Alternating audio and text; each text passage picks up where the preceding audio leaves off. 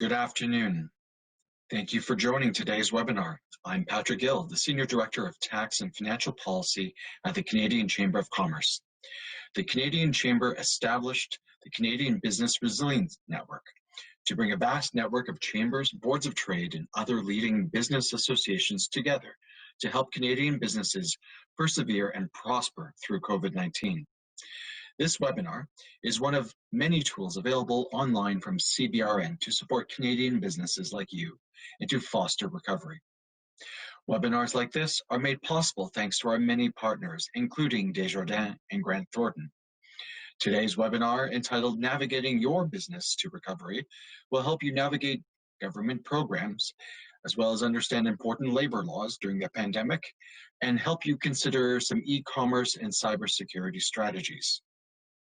Our speakers today are Wesley Ladouceur, Associate Vice President, Business Banking with Desjardins, David Florio, Partner Advisory Leader with Grant Thornton, Sanjay Desai, Partner National Leader of Revenue Optimization with Grant Thornton, and Matthew Wise, Partner with McDonald's Sager Manus LLP. Leslie, David, Sanjay, and Matthew, it's a pleasure to be speaking with you today. We're all very interested in your advice and observations on charting a course towards recovery. I turn things over to you, gentlemen. Thank you so much for your time. Who's going to go first? Perfect. So I'm going to go first. Thanks, Patrick. I'm going to share my screen here. Just bear with me. Okay, perfect. So thanks, everyone. Very happy to be with you all today. Hopefully everyone is doing well, staying safe. Today is a webinar, hopefully a very informative webinar surrounding getting your business through COVID-19 and onto its recovery. So in my portion of today's web, I am going to discuss the federal government programs for small and medium-sized businesses.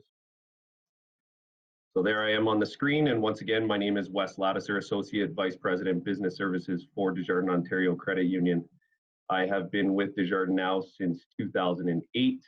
With the commercial banking group since 2010, and more recently took the role of Associate VP for Southwestern Ontario, including the GTA. Just quickly going to glance over the content for my portion of the presentation.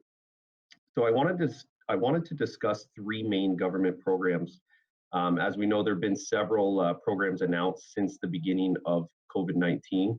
However, the reason I chose these three is because they directly affect the small to medium-sized business, and also the application process for these three are all done through your primary financial institution. So today I'm going to provide a high-level overview of what these three programs look like, provide some information on what you can expect as far as process, and as well as what you can expect as far as providing documentation to your primary financial institution. So just a heads up on what you should get together as far as info. So I won't be going into detail as far as interest rates and specific terms for program number 2 and program number 3, as you see on the screen, just because they can and they may vary depending on which financial institution you're currently dealing with. So keep that in mind.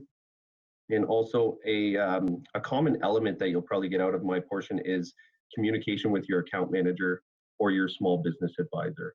Very important to stay in communication with them, and vice versa, so that they're getting the proper information and vice versa. The first relief program that I want to touch on is the CEBA, the Canada Emergency Business Account.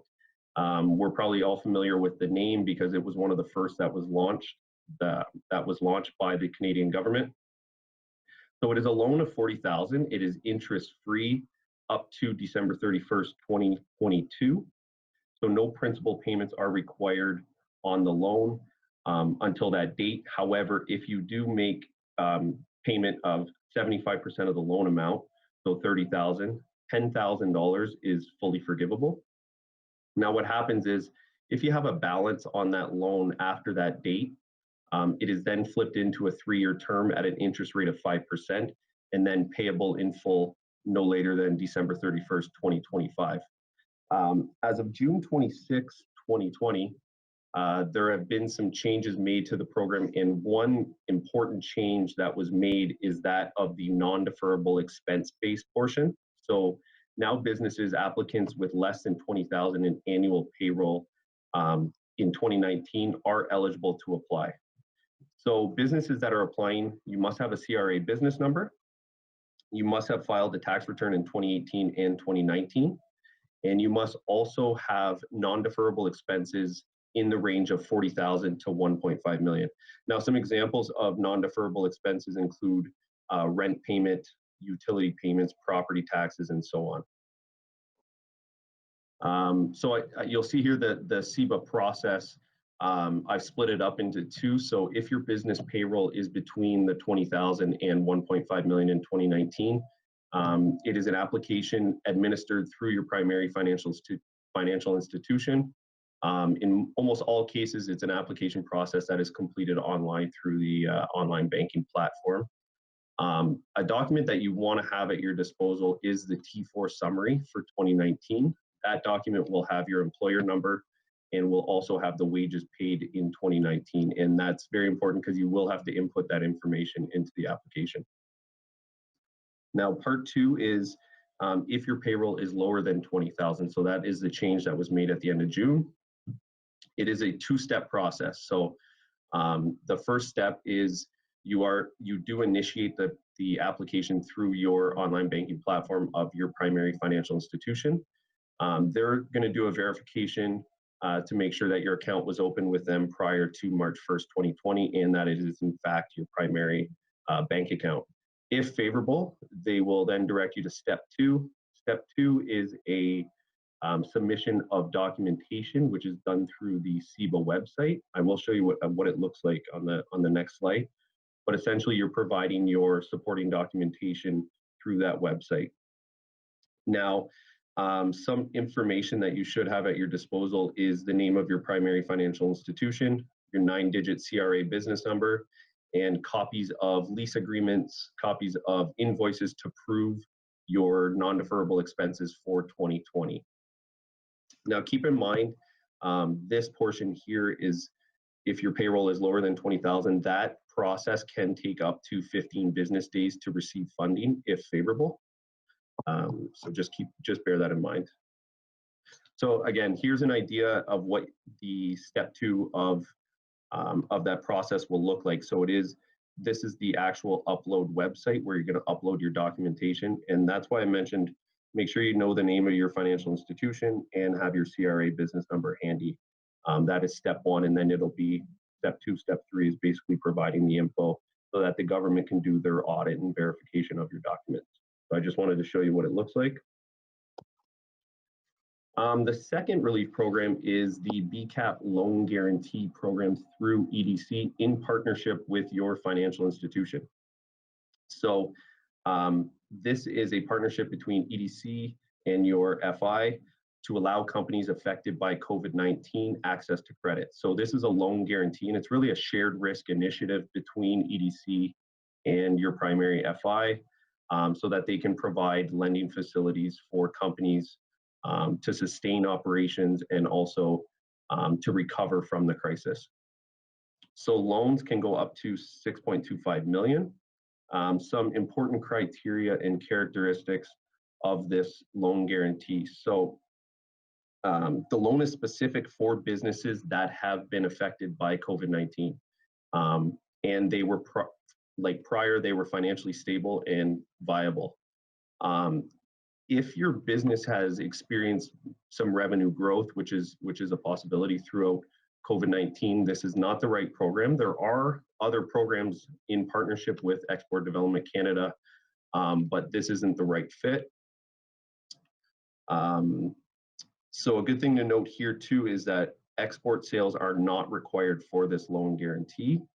And also proceeds of the loan cannot be used to refinance existing debt. It's really for covering your operating expenses. Now there is a fixed fee premium of 1.8% of the loan amount. That fee can be deferred for up to 6 months. A general idea of the process for this loan in dealing with your primary financial institution, keep in mind that the process can vary depending on who you're dealing with. I just wanted to give everyone an idea of what it can look like. So contact your account manager or your business advisor. that account manager or advisor will request documentation from you. I'm going to go through what the documentation looks like. If the account manager determines that this program is the right fit, the actual financial institution will provide the link so that you can then complete the online application through the EDC website. I have seen the application process with a couple clients. It's pretty straightforward. Couple questions, couple boxes to tick, and then they'll determine your eligibility. If favorable, your account manager will receive an email from EDC. So have your account manager's email address handy. And then the financial institution, once they receive that and they have your documents, they can begin their approval process, due diligence, and underwriting process from there. Now, the third program is another program that is available through most financial institutions. It is the BDC co-lending. So these loans can go up to $12.5 million, and they must be used for your operational cash flow requirements. The maximum loan amount for this program is based off of your sales volume. So if you're a company that has sales of less than 1 million, you can receive a maximum loan amount of $312,500. If your sales are in the range of 1 million to 50 million, you can obtain a maximum loan amount of 3.125 million. And sales of greater than 50 million, that's where you can get the maximum of 12.5 million, again, depending on your need and what your financial institution determines is reasonable. Very similar eligibility to that of the loan guarantee through EDC, whereas your business must have been impacted by the COVID-19 crisis and it was stable prior to. The financing must be used to support cash flow requirements, and the loan is obviously subject to your financial institution's credit approval process. The process, again, for this loan, pretty similar, and again, it can vary. Contact your account manager, get in discussion with them right away. The account manager will then request documentation from you. Then, once that documentation is all received, their credit approval and their underwriting process can most likely commence at that time. Your account manager should notify you of the credit decision. And something to note for this loan is that the borrower is not required to submit any documents to BDC or application through the BDC website. There's a good chance, I think almost certain chance, that you'll have to sign an additional document with your primary financial institution when you sign your offer to finance, but that is it. So here's a list of documents that you should have at your disposal because they probably will be requested. Accountant prepared financial statements if you haven't provided them already for the last 3 years. Interim financial statements. So example, if your year end is December 31st, you'll probably have to provide something to show January to June or January to May 31st, depending on what you have available. In almost all cases, you will have to provide a 12-month cash flow forecast for the next 12 months with assumptions. And it's understandable that some businesses aren't equipped with a CFO or they're not equipped with a controller, which is fine. But speak to your account manager at your financial institution. They may have something that they can provide you as far as a guide, just so you can see your cash flow over the next few months. Personal net worth statement for each shareholder, as well as the most recent T1 general personal tax return for each shareholder, and an organizational chart. So if ownership structure in the business has changed since the last one that you provided, or if you haven't provided one, just be prepared that you may have to provide that. So any questions on these programs, I'm obviously going to stick around, happy to answer them at the end.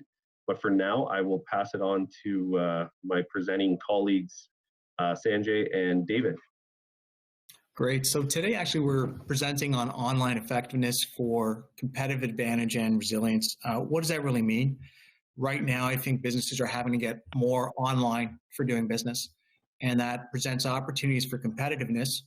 But how do you look at that? And on the other side of it, with cybersecurity and data protection, that becomes greater issues, and you got to look at the resilience on that. I'm Sanjay Desai, partner for what's called our National Revenue Optimization practice. Bit of background, I guess, is that this practice actually looks at things like sales marketing, strategy, pricing, use of technology for looking for new ways to create revenue, protect your revenue, and move new initiatives on your business. A bit of background, before Grant Thornton, ran an independent boutique practice specializing in that area for 6 years. And then before that was with a large technology conglomerate that played in 60 different verticals, public and private, for about 8 years. And we do half our growth through acquisitions and half through year over year, very rapid growth. It was a very disciplined approach. It was a very data-based approach that translated into the consulting practice that did before Grant Thornton and joined Grant Thornton in the end of 2018. David, did you want to give a bit of background on yourself? Yeah, just at a very high level. So I'm Dave Florio. I run our advisory practice for Central Canada and specifically focus on an area that we call risk and forensics. And that includes helping clients really identify potential risk and manage it to acceptable levels. And one area in there specifically that we've got a team laser focused on lately is cybersecurity, because as a lot of the things that have occurred with COVID and the rapid changes and technology changes, cybersecurity is on the top 3 or 5 items on every client and organization we work with. So just helping them navigate through cyber risk and how to manage that. Great. So I'll start through. I think I'm leading the part about revenue optimization in this new normal. So what does that mean and what do we need to think about? I thought I'd start with just some things to think about. So first things is COVID-19 in creating a downturn. It's very different than the past because it actually impacts how buyers and consumers move. This is third-party research from Board of Innovation, but when you think of in a variety of different industries, if you look at factors like large gatherings are essential, close human interaction is essential, hygiene or perception of hygiene important, dependent on travel, service or product is postponable or expendable. You know, these type of factors really affected different industries like tourism and hospitality and sports, music, automotive, beverages. But what you got to think as well is it affects the supply chains involved there too. So there may be a mix of B2B, B2C players, people here on this. And you got to take into account that, are you doing some business abroad in other jurisdictions? Are you tied into supply chains? These things are going to impact. And given that they're talking about potentially seasonal resurgence of COVID-19, if things change, you got to take this into account when you're doing your business planning. Next bit of research, and I know that there's, this is StatsCan research or the generalities from April. The Canadian market is affected. 80% of companies are saying that revenue is a mid to high issue. 50% of companies are saying their revenue is down by at least 20%, 30% by 40%, and 45% of companies are looking at layoffs. Now, on these last two slides, what does it mean? If you look to the right here, I've got 4 changing buyer factors. It's right now, I don't think you can count on your customers being the same type of customer anymore. What they see as value now has changed because their spending habits are changing. Their preferences and behaviors may change because of their new circumstances financially. The channels and where they go for buying things is different. And that may mean that even your demographic markets that you used to count on are different. And that's not only based on, say, what's happening to them from a factual basis, but because there's uncertainty and there's no real set sort of sense of if we're going to be recovery, what type of recovery, short, medium, long, it means that those things are right now in flux, so you can't count on them. Based on that, I wanted to bring what I think are 5 useful areas to think about that immediately influence those factors. So looking at the spending, the preference behavior changes, the channel changes and demographics, what are things you can do right now? And I've bucketed these because I think they all tie to being effective online as well. So use of pricing and promotion tactics. So here it's really about in terms of customer programs for your customers. Can you create preferential customer programs? What are you doing in terms of promotions? What's useful there? Tying pricing and promotions into online effectiveness. One story, we have a retailer of shoes. So they had to basically temporarily lay off most of their staff and immediately try to create an e-com platform for their best buyers where they try to promote e-commerce, but for curbside pickup. That was their sort of phase one. Can we get the buyers to buy through online, but come and do curbside pickup? And then started planning for, if that wasn't working, to start moving towards 3PL logistics, which is how do I now get my products going from the store and delivered right to their homes, which also involved then how do I start changing my pricing so that it makes sense for me to do that. In terms of online effectiveness, with regards to competitive advantage, it's what are the things that are going to help your sales teams be more effective. Now, immediately that comes to mind in terms of tools. Do they have a customer relationship management system? Can I implement AI programs? For example, had a California client a number of years back where the initial booking for first meetings for clients would be live with a person, but they built in the back an artificial intelligence program that would then take the customer through to booking the actual meeting. What this means is your sales reps are spending more time looking for more business. And in terms of actually booking that initial first meeting, it's an AI that was carrying that through. Very effective, freed up a lot of time. What's non-intuitive for online effectiveness in terms of competitive advantages, what does your sales team look like now if you're more in the online world? So if you were doing a lot of sales with face-to-face selling, it may be that you have to look at the mix of your sales team right now and say, maybe I need to be looking for more inside sales reps. So those are people that have the skill sets to open up more broader doors for potential buyers. They're generally a cheaper cost type of salesperson. It's a very different skill set. And really what the strategic value of that is, if it's harder to make sales than if I can have someone tapping on the doors more often. So I can get 100 taps on the door versus 30 for a potential new buyer or new customer, then that might lead to more people coming through for actually talking about purchasing. And you may need less people then in terms of actually doing the let's take it from a first meeting to close.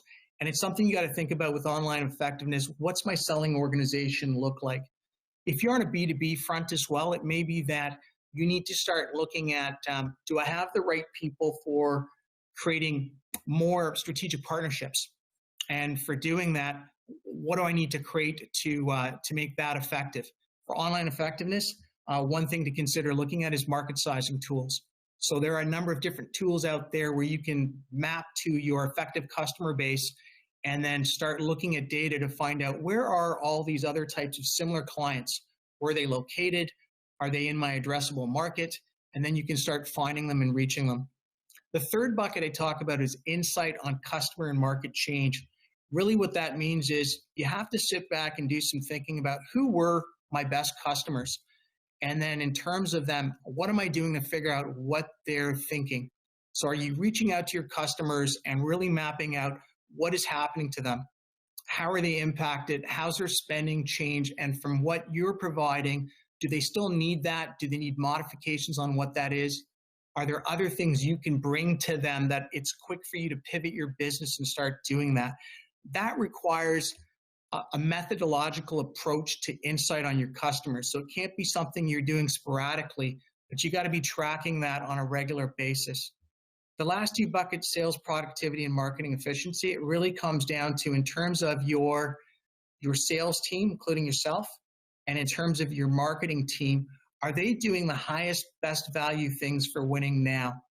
In sales productivity, one thing I can talk to that I think is highly important right now is in looking at forecasting, the one thing to really do is track your team's sales activities. So if you already know that the number of new calls leads to a greater number of first meetings, to a greater number of proposals, are you tracking that on a week-to-week basis and then interacting with your teams on how to help them win and get to the next stage? We have a client right now where basically they've moved to what's called a war room mentality. It's a weekly huddle looking at every single opportunity in their pipeline.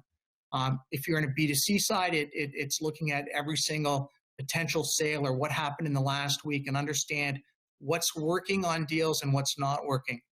Oftentimes, if there's owners or executives who are listening on this, getting that weekly insight allows you to get quickly involved in your major deals, quickly involved in helping your teams win. In terms of marketing efficiency, I think I would speak to marketing efficiency is about what are all the marketing tactics or activities that can help win now, not for long term, but just help influence the now. One area to look at is do you have marketing teams that are using marketing automation tools for actually creating messages out there in the online about what you're offering, why it's important, that starts driving people when they have the needs to start looking at your business. So those are 5 areas where I think these are the key areas that are they're high value and they're high value now. And I thought that connects to also online sales tools. How do you choose them? On the left side, I've got here's the titles of a lot of different types of supposedly sales-oriented online tools: customer relationship management, pipeline management and deal flow. There's tools, social selling, sales enablement, lots of acronyms.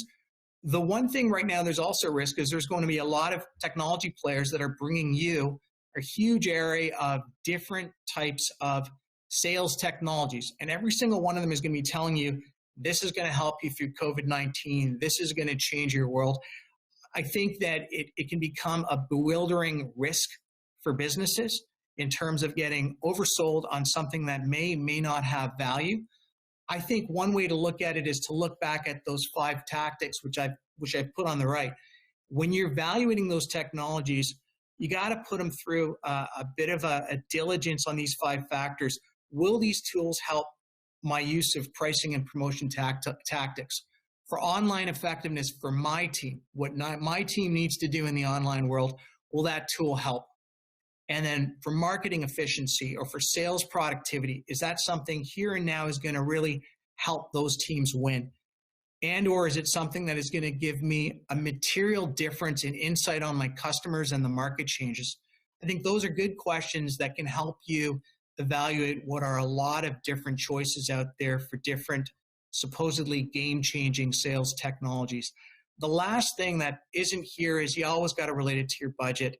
So when you're looking at these tools, it's always a spend. So looking at your cash flow and your cash flow management in your business, just make sure you're not buying into a tool that's going to basically be an overspend for you and actually maybe cripple you in terms of your cash flow because you think it's going to do something in the longer term. One area you see that is customer relationship management tools. I love Salesforce. It's a great tool. A lot of companies use it. It's pretty expensive. And it's a great platform for companies that need that. But for small, agile businesses, there are a lot of just ready-to-use, smaller CRM, customer relationship management tools that are cheaper. They got the 5 to 10 things that you need, and that would be maybe a much better spend for you. So I thought, again, practicality, when you're looking at all these different things, what are some key questions and always related to your budget? I think the last thing I wanted to kind of offer was just mindset. So Agile theory was something that came out of software development. So it had to do with a very customer-centric approach to developing software. And that moved into sort of a business approach. So I think for right now, because there's a lot of unpredictability, to create a sort of agile mindset on your teams, sort of what's going on with our customers right now. It could change next week, it could change in a month. But, what do we got to think about right now? And then constant communication amongst your teams about what's going on and pivoting to what the customers are doing. So in terms of some of those capabilities, it's look at your teams or help your teams become efficient with the budgeting and resourcing, with looking at digital tactics, for being very proactive on, hey, let's optimize channels and use of the data on our customers.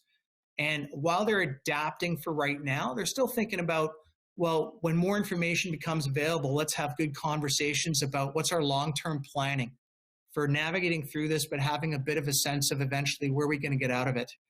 And then in terms of mindsets that I think are worth fostering in your organizations right now, it's being very customer driven. So walk in the shoes of the customer and then start creating your messages, your conversations, your advice to them around really what's going to help them. Think about their needs and adapt that way. That gets into adaptive. So again, there's going to be a lot of change, I think, especially in the next 12 to 18 months. So your team's got to be adaptive, and you have to be adaptive. And then just embracing tech and data-driven approaches, I think, is also something that it was always trending that way, but right now it's just the need for it makes it imperative. It's not a choice to do later. I think it's something to get into right now. The last part is being empathetic. There's a lot of stress on our teams, a lot of stress on customers, a lot of stress on yourselves. Having some empathy for that and sort of sitting back and pressing pause and building that into what you're doing, I think is important too for right now for creating, again, that competitive advantage. Anyway, I tried to keep it short from this. I think I'm going to move it over to David, who's going to get into the risk side. Thanks, Sanjay. I've just got a few slides to share here on what to consider around cybersecurity, risk management, and data protection, and what COVID's done to the world we live in and how it's exacerbated some of these risks. When we look at cyber risk posture and cyber risk exposure, we really look at three main areas: people, process, and technology. And I like to envision this as kind of a three-legged stool. If you're absent on one of these legs, the stool is going to topple over. So cyber is not just a technology-driven issue; it's a business issue, and it takes all three of these things to work together and collaboratively to be effective in terms of managing that risk. So, what has COVID done to the environment we live in? From a people perspective, there's been a very rapid increase in a remote workforce and people having to work from home and outside of their traditional spaces. That's created some inabilities with respect to availability of staff and impacted the way those staff are supervised, overseen, and managed from a governance perspective. It's also changed the way operating roles and responsibilities work together. That ends up affecting the processes that they manage with respect to consistency and alignment of those processes to the enterprise requirements. We've seen some shifting in regulatory requirements in terms of some of the tax filings have been pushed out, other regulatory requirements have been pushed out, and that's affected the way people and businesses are operating. And it's impacted risk from a process perspective in the way of having a potential absence of a true end-to-end cybersecurity program. So, right from where someone's logging in on their home laptop, for example, connecting into a work environment, and is there any link that's weak in that chain that increases the cyber risk perspective. And then the last piece is what the effect has had on technology. We've had a very rapid adoption of new technology, specifically with video conferencing, this platform that we're on today, Zoom, Teams, various other platforms. And a lot of organizations have implemented those in a rapid way, potentially limiting the focus that they've put on the cyber controls that they needed in place to help manage that. There's also been, potential inadequate VPNs or virtual private networks, again, connecting from end to end and dealing with load capacity because of all the additional working on a remote platform. So just keeping in mind that cyber risk is been exacerbated by the COVID pandemic, and that we need to look at cyber management from a people, process, and technology perspective. If we move into the next slide, some of the specific things that have occurred or resulted from COVID, and I'll touch on them at a high level, is between February and April of this year, we've seen a significant increase in the remote workforce that I talked about, almost 70%. There's been an increase month over month in the hacking and phishing attempts on individuals at organizations and at networks. So we've seen cyber criminals take advantage of the COVID pandemic to increase their attacks on organizations. There's been an increase in cyber attacks, almost doubled, particularly on e-commerce companies. And that's not necessarily, the Amazons of the world. These are a lot of companies that had to change their process to be more online, as Sanjay was talking about, moving from more maybe of a brick and mortar existence due to having things be working remotely and impacted by COVID. So there's been an increase on e-commerce platforms and companies. Ransomware attacks have significantly increased, even just from February to March of this year, and we continue to see that. with respect to those types of attacks of, someone logging onto a network, encrypting all the data, and then holding it for ransom. And lastly, Google reported 18 million daily malware and phishing emails related to COVID. So again, these are people out there taking advantage of the COVID pandemic and utilizing that to launch attacks on individuals and play on their insecurities. So if we move to the last slide, I just wanted to cover what are some things to think about and some advice that we could leave you with. And some of these things to many people on the call will look like, the basic foundational things that you need to think of and sound like motherhood and apple pie. And the reality is a lot of them are, most of them are. We see in a lot of small to medium-sized enterprises, it's those basic things from a cybersecurity or information technology controls, hygiene that are missed, and they increase your exposure to cybersecurity risks that are out there. So some things just to touch on is make sure you have, formal, robust policies and procedures around security and that those are communicated to users. You have resiliency and incident response and disaster recovery plans in place that can help you recover from an incident that may occur. You test your cybersecurity controls and environment on a periodic basis, and you have maybe some more continuous monitoring just to make sure that you've got the latest and greatest controls in place. Many organizations have outsourced functions, so if they're using third parties, making sure that you're assessing your third party vendors to make sure that they've got the right controls in place and they're at a level that you would have kept them at if you had kept that function internally. Again, training and awareness. Make sure your people understand their role to play in maintaining cybersecurity and keeping that human firewall strong by understanding what phishing attacks are and what to do in the case that they get something that's suspicious.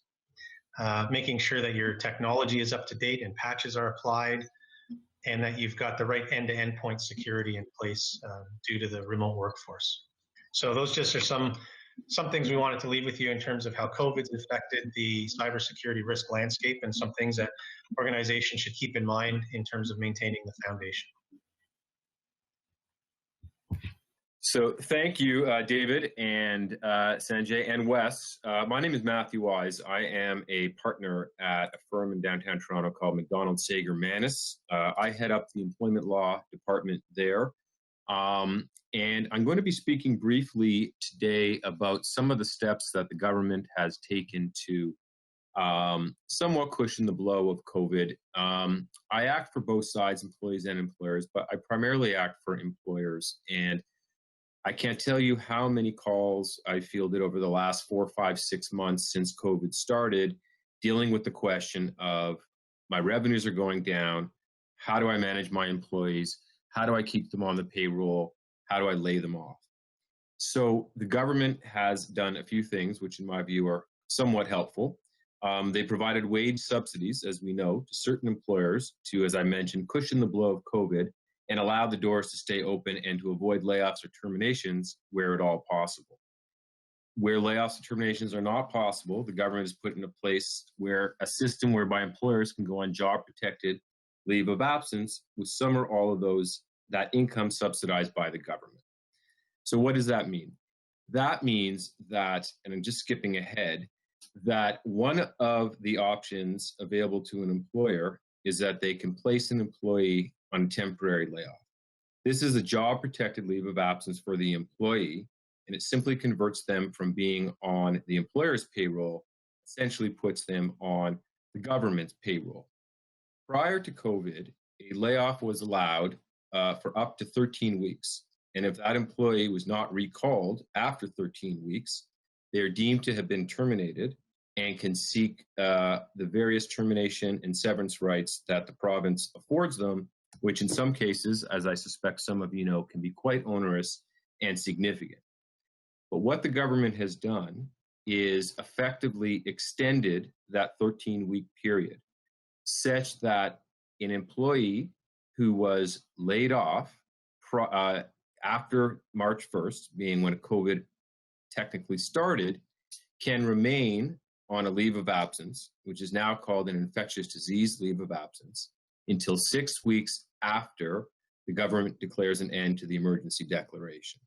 So what this means effectively is that if you're an employer, you can still stay in that hybrid position of having employees ready to return if and when the market rebounds, as we all hope it will, while at the same time not having to bear the burden of having to terminate employees when you don't yet know if you're going to need them once COVID is over and once the economy, again, hopefully rebounds. So, as I mentioned, what happens if you don't recall an employee is they can immediately consider themselves to have been terminated and seek severance.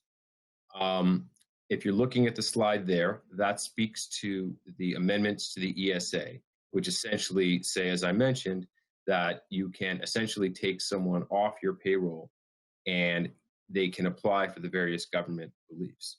Now, this would be a situation where not only the person is laid off entirely, but also in a situation where because of COVID, they've had to have their hours or wages reduced. And what that means is it's not a very high trigger of reduction in pay that would trigger this relief. The details are in the slides, as you can see. And essentially, it means if you've earned less than you previously did, it can be considered to be a reduction of hours, which can allow the employee to apply for the various benefits.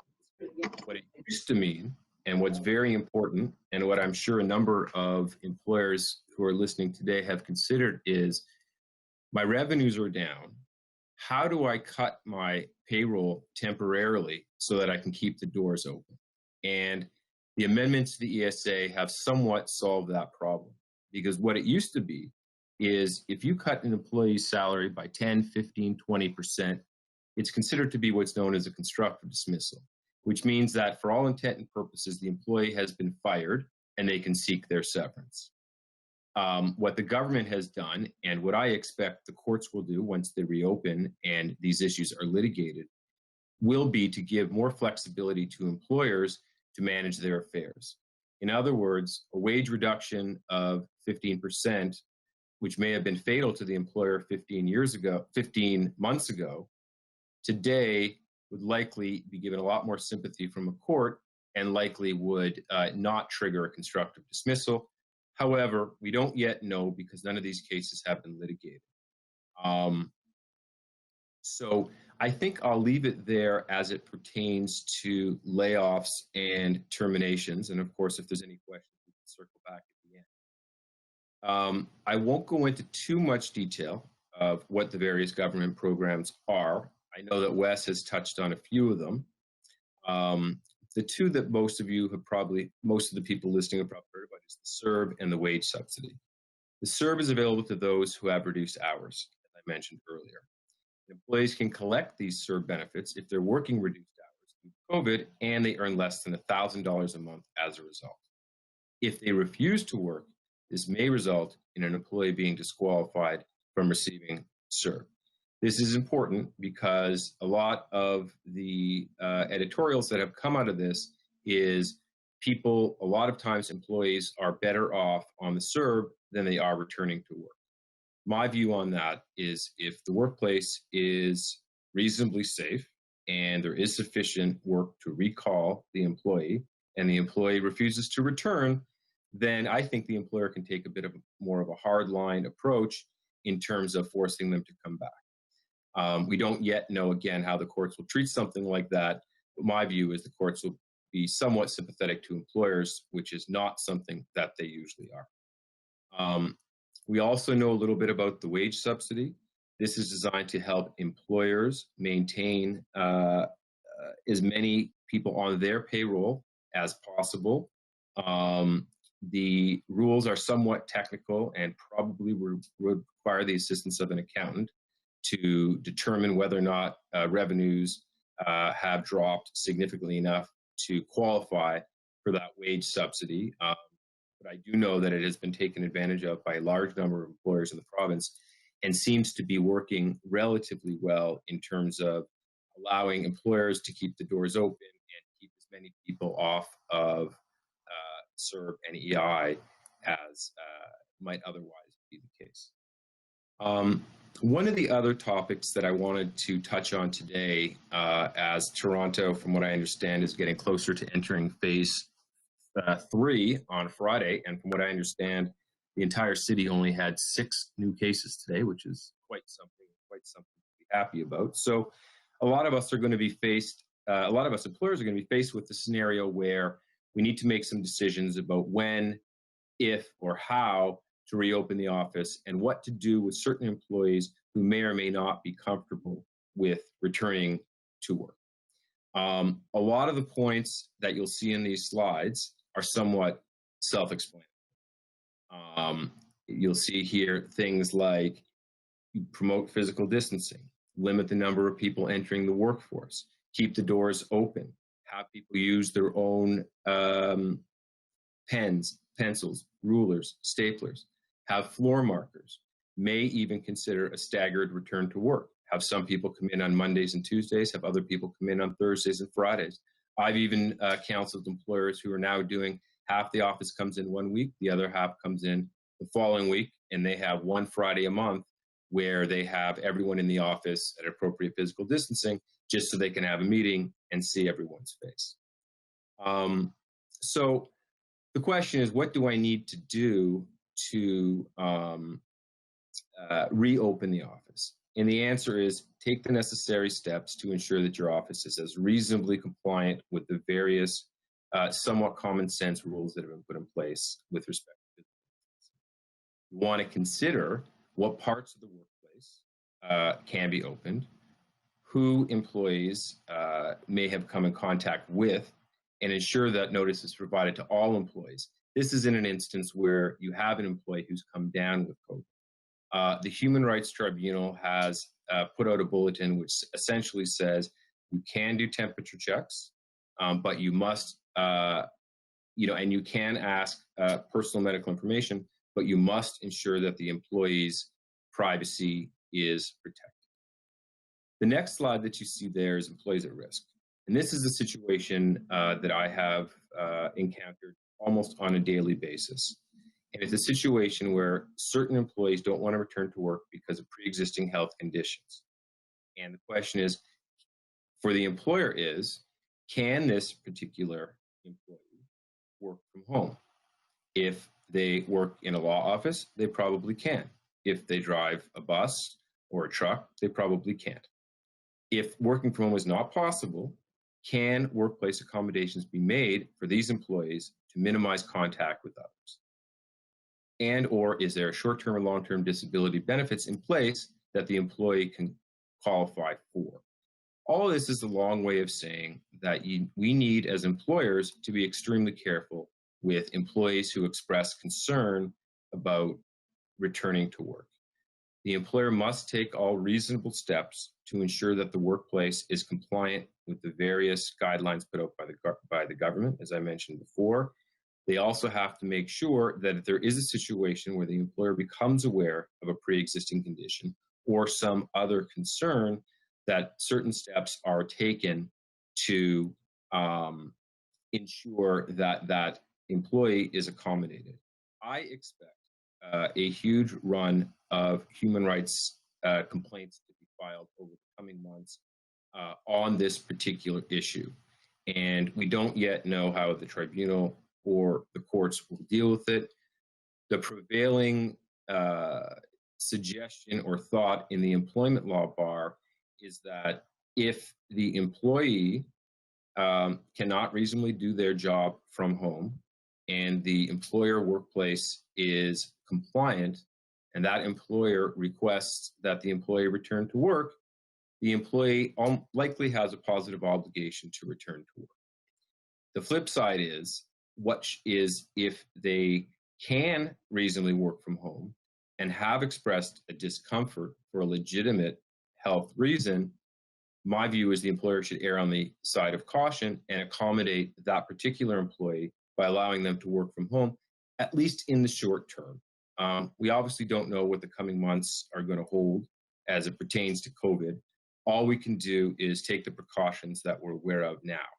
And again, if an employee remains uncomfortable for legitimate health reason and they can reasonably do their work from home, my view, which a lot of employment lawyers disagree with is it is best practice for the employer to accommodate that request to minimize any potential risk, realizing that it is a short-term fix, and the hope is that in a year or 6 months or whenever it is, we're back to as close to normal as reasonably possible. So the last slide is basically some practical suggestions for minimizing risk. As I mentioned, things like hand sanitizer, disinfecting the workstation, reminding employees to wash their hands, ensure that they're educated and aware of COVID symptoms so that if there are any issues, they're brought to the attention of the office manager immediately. And if they do exhibit symptoms or do show a higher fever, that they're sent immediately, and that others in the office are advised that there was an infected person in the office and I think I've gone a little bit long, so I will conclude my remarks there and obviously invite any questions that you may have. And thank you very kindly for joining us today. Much appreciated. All right, let's kick off. We're only going to be able to do a couple of questions because of time. But it seems there's a couple of questions here about how businesses can leverage the Canadian Emergency Wage Subsidy to bring back workers, and what specifically, from a paperwork perspective, might businesses need to maintain to meet their tax filing obligations next year. Who would like to take that question? I think, Matt, are you able to answer? Yeah. Let's go ahead. No, I was going to say, are you able to answer the question about the CERB? Well, I mean, I can only answer it to a point. I know there are various financial documents that need to be submitted. I understand that there are two different ways of accounting principles that would be acceptable for determining whether or not revenue has dropped the appropriate 30% so as to qualify. I can't really speak to the specific accounting requirements other than to say, and to answer the question, certainly if you do qualify and you have seen that reduction in revenues, the wage subsidy can certainly be leveraged in that respect to encourage employees to continue working. It's not necessarily to incentivize them.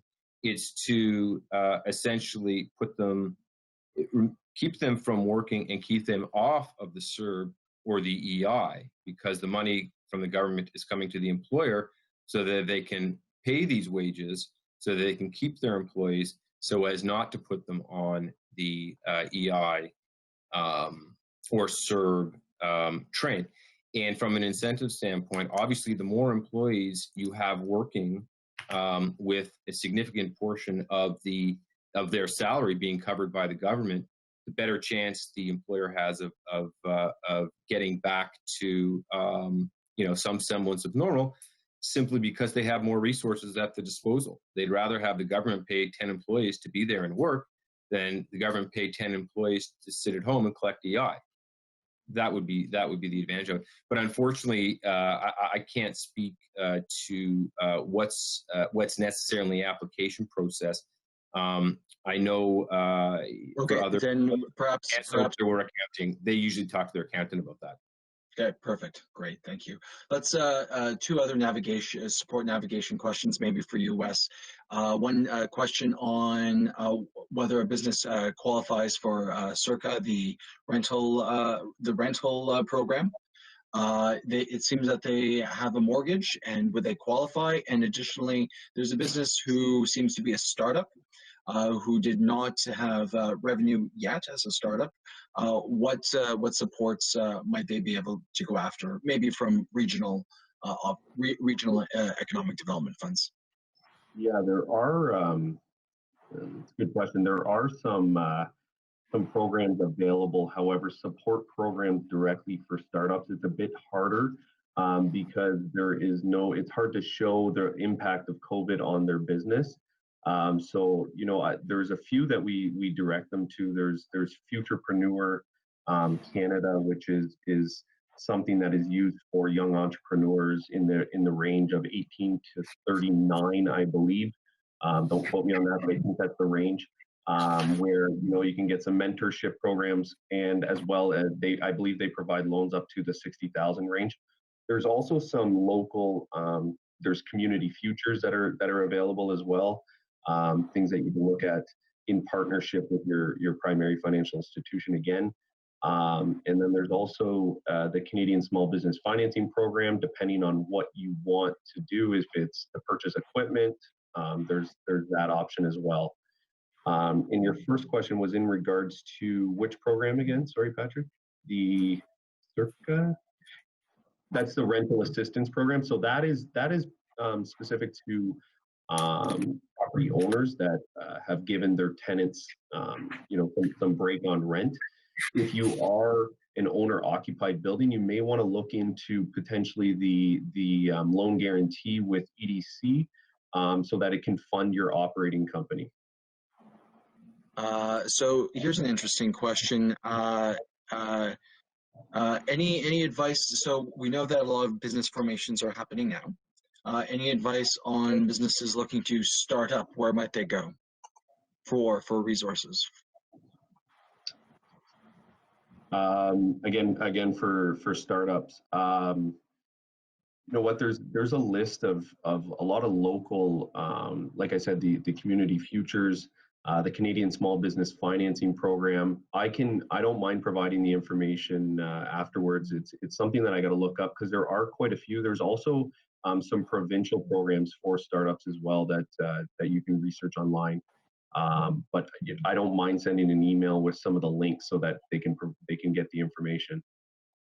Perfect, thank you. And again, let's finish up on these two questions as well. What is an employer's responsibility for their employees' health and well-being during a pandemic? And when it comes to well-being, any advice on opening a shared kitchen from a legal perspective? Matthew, any suggestions? Okay. As far as shared kitchen, I don't think there's any hard and fast rules other than any and all necessary precautions that would keep people at as much distance as possible is advisable. I know in my office, where I haven't been since March, but a lot of people are continuing to go in. We have a strict rule: only 2 people in the kitchen at a time. And if you use the microwave, you wipe it down. All of these rules are somewhat subjective. As far as how you keep, what was the first part of the question? How do you keep your employees safe, or what? It's employers' responsibilities to their employees maintaining their health and well-being during a pandemic.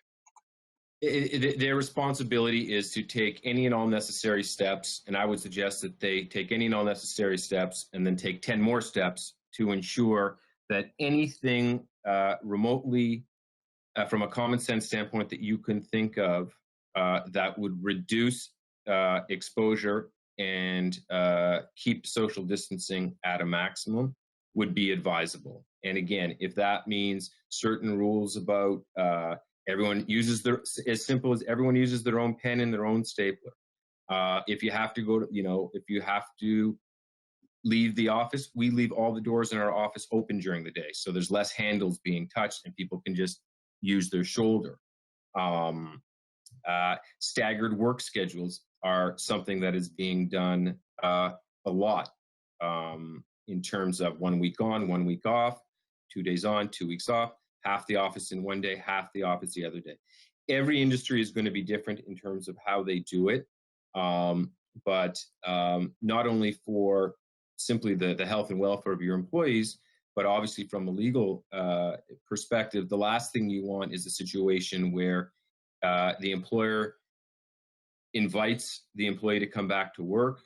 There is something in the environment there that is deemed to be a little bit less than acceptable, and then worst case scenario, someone gets sick and they say, he forced me to come back, he didn't have the precautions in place, now I'm sick. that would be an unenviable situation for an employer to be in. So just use our common sense, the same thing we would do everywhere else. Wear your masks, have 18 Purell stations around the office, minimize exposure as much as humanly possible. And if you can do that, we can just keep our fingers crossed and hope for the best. Thank you. Well, everyone, we've come to the top of the hour and we need to conclude. Thank you for joining us today. And thank you to Wes, David, Sanjay, and Matthew for taking the time to share your insights. And with that, I wish everyone a wonderful and productive afternoon. Thank you again for joining us. Take care. Thank you. Thank you.